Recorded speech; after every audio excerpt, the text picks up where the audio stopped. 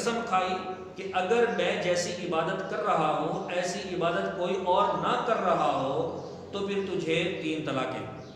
اگر یہ ویسی عبادت بجا لاتا ہے تو بیوی طلاق سے بچ جاتی ہے، اگر ایسی عبادت نہیں بجا لاتا تو پھر اس کی بیوی کو طلاق ہو جائے گی، طلاق واقع ہو جائے گی۔ بڑا آدمی تھا، رئیس تھا، بادشاہ تھا، تو پھر بلایا گیا لوگوں کو، علماء کو بلایا گیا اور کہا کہ اس مسئلے کا حل نکالا جائے۔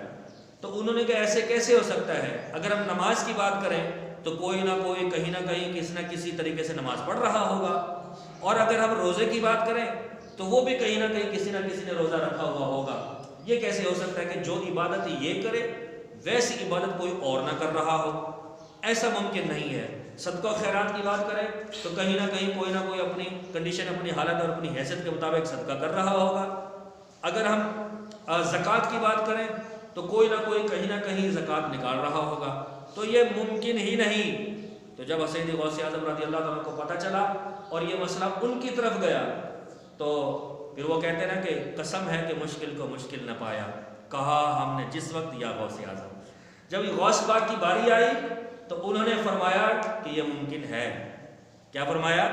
ممکن ہے کہ اس شخص کو اسی کے لیے کعبے کو خالی کر دیا جائے، تو یہ طواف کرے گا تو پوری دنیا میں کعبہ ایک ہی ہے، تو یہ جو عبادت کر رہا ہوگا، طواف کر رہا ہوگا، کعبے کا طواف کرا دیا جائے، اس کی قسم پوری ہو جائے گی، بیوی طلاق سے بچ جائے گی۔